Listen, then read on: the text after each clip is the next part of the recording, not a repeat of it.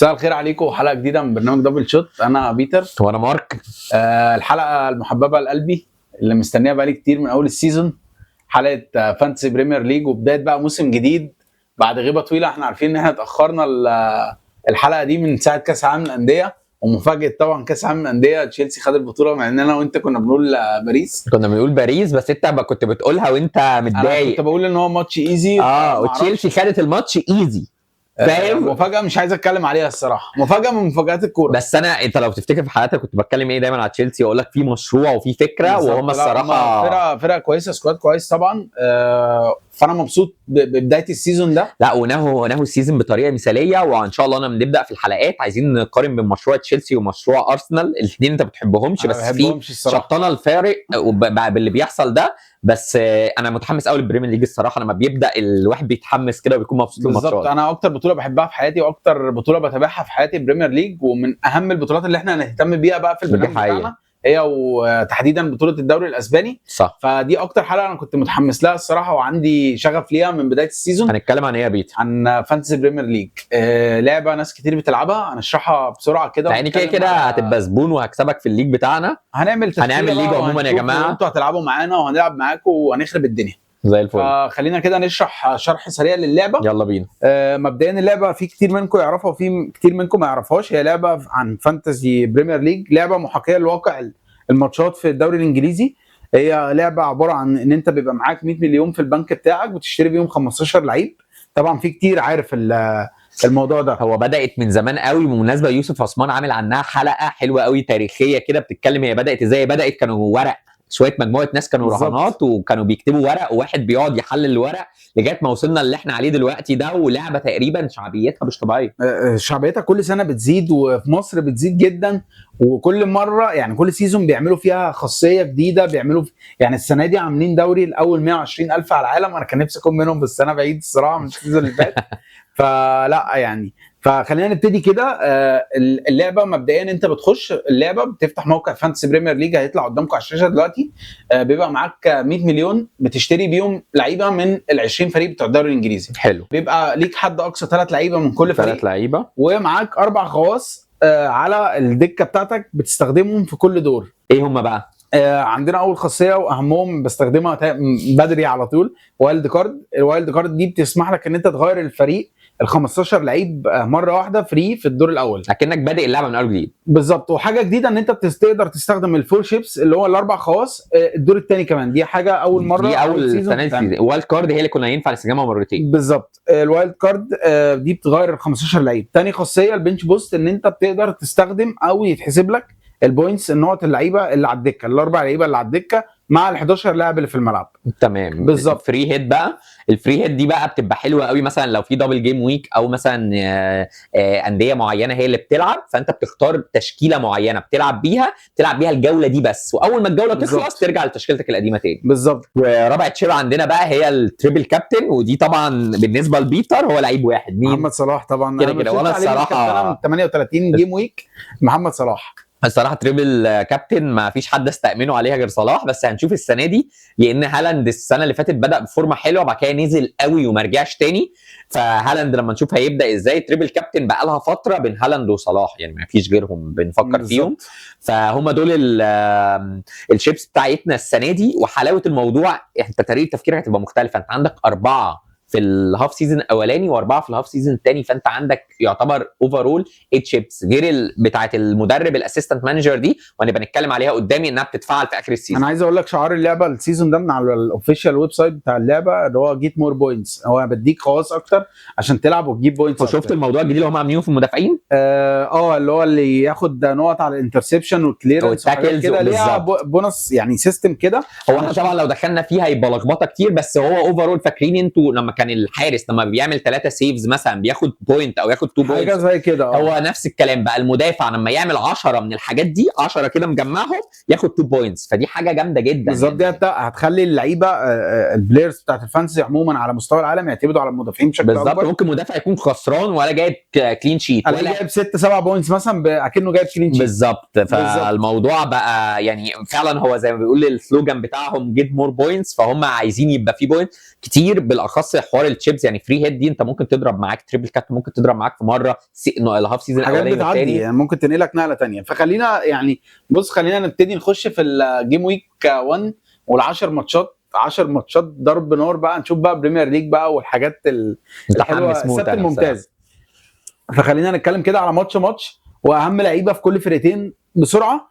وزي ما يعني ما اتفقنا هنتكلم على الماتش وهيطلع قدامكم اهم لعيبه، والاهم لعيبه اللي هنتكلم عليهم في كل فرقه هيطلع قدامهم على الشاشه اللعيب بالسعر بتاعه. تمام حلو قوي. وهنتكلم بقى على صفقات يعني سرقه التاريخ بقى في الفانتسي. ماشي، اول ماتش معانا ليفربول وبورنموث، الجوله الافتتاحيه، ماتش الساعه 10 بالليل. افتتاحيه جميله جامده موت بصراحه. انا اكتر فريق متحمس اتفرج عليه ليفربول وارسنال، وصراحه انا متحمس لكله، بس ارسنال بالذات انا عايز اشوف رده الفعل بعد اللي تشيلسي عمله، وبعد اللي هم مشروع اللي هو مشروع تحسه قلبها مقاول خلاص. ارتيتا بقاله 4 سنين بيطلع، ده لو كان بيعمل كومباوند كان زمانه خلصه. فحاسس ان هو محتاج يجيب بطوله، فانا متحمس جدا. وليفربول انا حاسس الصراحه، انت مش موافقني قوي بس انا حاسس الصراحه الصفقات حلوه، حاسس ان هم لو جابوا بالذات كمان ايزاك هتفرق معاهم قوي. صفقه انا عن نفسي مستنيها هي هو ورودريجو، بس يعني اعتقد ان هو رودريجو بعيده ممكن شويه. واحده بس فيهم اللي تتحقق. خلينا نقول ماتش ماتش وتقول لي اهم لعيبه، هسالك على فرقه وتقول لي اهم لعيبه فيها. ليفربول ليفربول كده اللعيبه اللي هي تشدك وتقول ان انا مثلا اللعيب ده في فرقتي ومش هستغنى عنه. كده صلاح 100%. انا صلاح، وممكن كيركز اللي جاي من بورنموث الباك الشمال. هو ده اصلا كان لعيب جامد في بورنموث، هو لعيب جامد دفاعي هجومي، الراجل 10 على 10. سعره انا شايفه يعني الى حد ما كويس، طبعا هيطلع لكم على الشاشه اسعار اللعيبه. فشايف ان دول اللي نقدر نعتمد عليهم من ليفربول. بورنموث شايف في حد؟ انا الصراحه حد اعتمدت عليه كتير السنين اللي فاتت هو سيمينيو، والصراحه كان بيجيب نقط كتير. واد جامد. هو اول حاجه اول ما قلت بورنموث هو كان كريكيز وسيمينيو بصراحه. انت عندك لاعب تاني عايز تقول؟ انا عندي ايفانيلسون المهاجم اللي جاي من الدوري البرازيلي، كان عامل موسم كويس السنه اللي فاتت، ممكن تكمل بيه التشكيله بس ما تعتمدش عليه. ثاني ماتش معانا استون فيلا نيوكاسل. استون فيلا شايف مين اللعيب اللي ممكن تحط عينك عليه؟ السيزون اللي قبل اللي فات انا واتكنز كان من اكتر اللعيبه اللي جابت لي نقط تقريبا. واتكنز مشكلته اللي هو غالي. في الموسم التحضيري لعب ماتش وجاب جون. واتكنز لعيب جامد، بس مشكلته اللي هو بينزل غالي، بس ده وانس ياخد فورمه. انا شايف واتكنز انا شايف واتكنز ومعاه روجرز، الاثنين دول. روجرز كمان سعره كان حلو قوي السنه اللي فاتت، اتمنى، انا ما اعرفش تسعيره لسه. مارتينيز في حراسه المرمى، لو انت عايز تجيب حارس غالي وحارس دكه باربعه يقعد كده. مارتينيز ماجنت نقط، بيلم نقط كتير قوي. نيوكاسل شايف فيها حد؟ انا يعني اول ما نقول نيوكاسل كده جه في دماغي جوردن اكتر واحد، وايزاك طبعا، بس ايزاك خارج المعسكر فلسه في كلام نبقى نجيبه في ليفربول بقى لو راح. بالظبط. فانا شايف ايزاك وشايف هارفي بارنز وجوردن طبعا. دي حقيقه. ثالث ماتش معانا برايتون وفولهام. شايف مين ممكن يعني لعيب هنا ولعيب هنا؟ انا حاسسهم ما فيش حد اللي يقدر يشدني انا فيهم برايتون دايما كان بجيب فيه دايما ميتوما الياباني. لما بيكون فايق بيبقى حلو. انت قول لي بقى. فولهام يعني انا عايز ممكن مدافع رخيص ولا حاجه بنجيبه كده بنكمل بيه تشكيله. فولهام ممكن كالفين باسي نكمل بيه التشكيله كده، مدافع بيطلع في الكور العاليه بيلتحم الكلام ده، يعني يحنكش كده في منطقه الجزاء او يبقى دكه. بالظبط. رابع ماتش معانا ساندرلاند وويست هام. هقف عند ساندرلاند، في صفقه عملوها كويسه جدا. باك الشمال اتلتيكو مدريد رينيلدو بتاع موزمبيق. خدوه من اتلتيكو مدريد، سعره كويس يعني، سعره 4.5 او 4 على ما يعني على ما اتذكر. شايف ان انت ممكن تكمل بيه التشكيله والواد ده كويس. هيلعب اساسي وهيكون له دور مع الفريق يعني. دايما الفرق اللي بتبقى طالعه من الشامبيون شيب دايما بيبقى فيه لعيبه كده تجيبها تستفاد بيها، بتبقى رخيصه وبتلاقيها بتجيب لك بوينتس كتير. فانت بتحتاج تعرف ده في اول جولتين، اللي بسرعه اللي يلحق يركز مع الفرق دي تلاقيه بيبقى فيه كام لاعب كده جوكر، بالذات المهاجم بتاع كل فرقه. الفرقه دي في الاغلب ما بتحطش جوان كتير، بس لو حد جاب بيبقى اللعيب ده هو اللي بيجيب. ويست هام انا شايف ان فيها لعيب واحد بس. مين هو؟ جارود بوين لعب امبارح ماتش قدام مانشستر يونايتد، جاب جون عالمي 1 على 1. فهو يعني انا شايف ان هو هيبقى في فريقي. دي حقيقه، وبوين لعيب جامد ودخل تشكيلتي كذا مره السنه اللي فاتت. بالظبط. توتنهام بيرنلي. توتنهام مشوا المدرب في الاخر. كان لازم يمشي الصراحه. انت شايف كده؟ انا شايف ان برضو لعيب واحد وسعره كويس. محمد قدوس 6.5. انا بس متضايق على سون. سون موجود بس هو حاسس الكيرف نزل خالص. كان جه عليه وقت بينافس صلاح وكين وعلى الهداف وكده وماشي راس براس، بس الكيرف وقع خالص، حتى سعره رخص في فانتسي عن السيزون اللي فات. فما اعتقد ان هو يبقى بره التشكيله. انا شايف محمد قدوس سعره 6.5 صفقه مليون حلوه قوي. انا لسه خيالي. اول واحد كنت هفكر فيه هو الصراحه صفقه حلوه قدوس، وقدوس كان حد اصلا حلو في الفانتسي، فمع توتنهام ويمكن توتنهام تبدا منتشيه بفكره البطوله اللي هم خدناهم، بطوله كبيره، فاعتقد قدوس هيبقى اوبشن حلو. وجونسون على فكره السنه كان قافل السيزون السنه اللي برينان فاتت، جونسون كويس. كان قافل السيزون السنه اللي فاتت حلو. بيرنلي شايف ان فيها لعيب واحد بس، كايل ووكر. انا بيرني طول عمرها ما معايا بيطلعش مدافعين ينزلوا ومدافعين، انا بجيب منها مدافعين دايما. هتكمل بيهم الفريق بالظبط، انا بيرني بالنسبه لي. الماتش اللي معانا بعد كده مين يا مارك؟ وولفرهامبتون ومانشستر سيتي. وولفرهامبتون. انا عندي يا جماعه صفقه وولفرهامبتون، انا يعني الراجل ده انا شايفه مكسب. شايف الفانتزي اتعمل السيزون ده عشانه. جون ارياس بتاع فلومينينسي، الراجل عمل كاس عالم انديه خيالي، نازل في الفانتزي ب 5.5 مليون. اعتقد انه صفقه موت. فالراجل ده هيخش تشكيلتي يا جماعه من اول جوله، وهصبر عليه كمان. يعني الراجل لسه جاي من الدوري البرازيلي بس هو لعيب خيالي. مانشستر سيتي في زحمه شويه، بس انا شايف هالاند. هو انت بص، انت كده كده اصل تعالى في قطر هالاند بدل ما قطر هالاند يدوس عليك، فانت بالزبط. هالاند مشكلته بس هالاند وصلاح في التشكيله. مشكله ان انت بتخش مثلا تلعب دوري كلاسيك او هيد تو هيد، تلاقي اللي قدامك جايب هالاند وانت مش جايبه.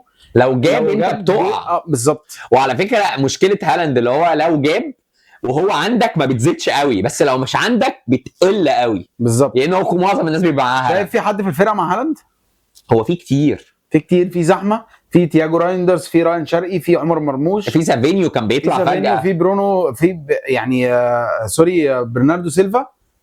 انا ما بثقش في جوارديولا، فانا شايف ان هالاند هو تراستد تشويس في مانشستر. وبعدين جوارديولا بتحتاج تتفرج كده على كام ماتش عشان تبدا تتاكد هو دماغه ماشيه ازاي. هو مش فاهم دماغه اصلا. ما كده احنا مش فاهم، عمرنا ما هنفهم، بس الى حد ما عشان نعرف، بس دايما السيف بتاعه هو هالاند. بالظبط. الماتش اللي بعده بقى نوتنجهام فورست وبرينفورد، ايه رايك؟ برينفورد نوتنجهام كانت عامله سيزون خيالي. نوتنجهام شايف كريس وود 100%، مفيش غيره خشبه. برينفورد شايف ويسا.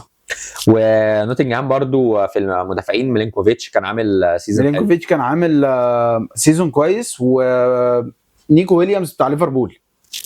الاثنين دول برضو ممكن تكمل بيهم تشكيله. دي حقيقه. الماتش اللي بعده فرقتك اللي انت بتحبهم، انا مش هجيب حد منهم بصراحه، تشيلسي وكريستال بالاس.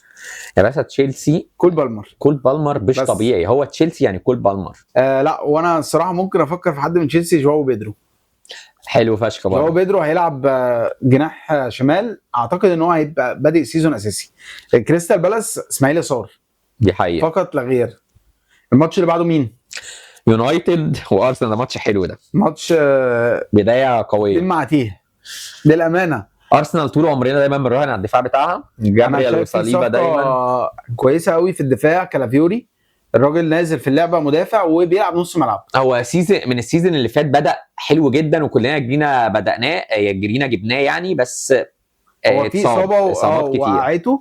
بس انا شايف ان ده ممكن تبص عليه في ارسنال. وفيكتور جيكريز اللي جاي من سبورتنج لشبونه 100%. الراجل لسه سعره ما نزلش في الفانتسي، بس اعتقد ان هو هيبقى اساسي 100%. بس اعتقد اللي مش هيبقى غالي قوي، وده هيبقى صفقه.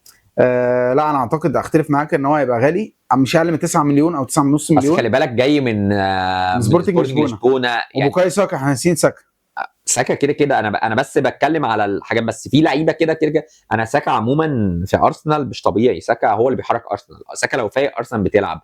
بس احنا دايما لما بنقول ارسنال دايما بنروح ناحيه الدفاع. بالظبط. المدافعين بتاعتهم هم بيعملوا كلين شيت كتير وبيحطوا بدماغهم. في لويس سكيلي معانا برضو كويس.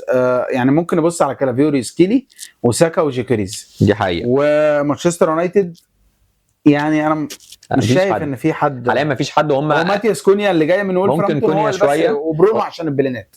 بس هو برونو بتدفع فيه فلوس كتير قوي، ويونايتد ما بتبقاش مضمونه.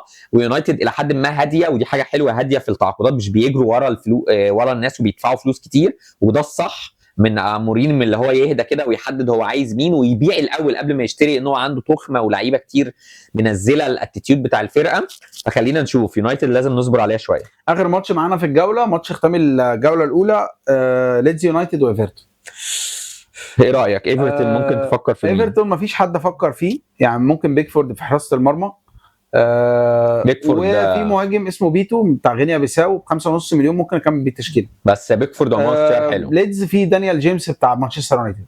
بس تمام. عملوا صفقات لحد دلوقتي الواحد يقدر يقول عليها انها تفرق في التشكيله يعني.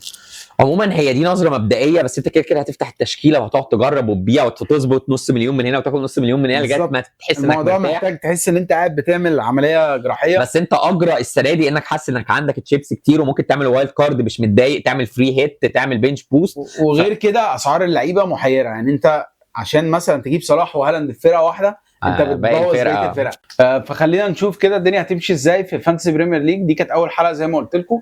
الحلقه الثانيه هيبقى فيها بقى تحديات، والتشكيله بتاعتك هتنزل، تشكيلتي هننزل هتنزل. تشكيلات وهنعمل كده كده في ليج لينا كلنا هينزل دلوقتي الكوب بتاعه، في ليج هيد تو هيد بيني وبين بيتر، وهنتابع في كل حلقه كده وصلنا لايه. وعايز اقول لكم برضو ان دي البدايه، يعني لسه في انتقالات جايه لسه، يعني من هنا لغايه الديدلاين بتاع انتقالات الدوري الانجليزي لسه لو في اهم اضافات لعيبه، في لعيبه جديده نزلت في موقع فانتسي بريمير ليج اكيد هنتكلم عنها.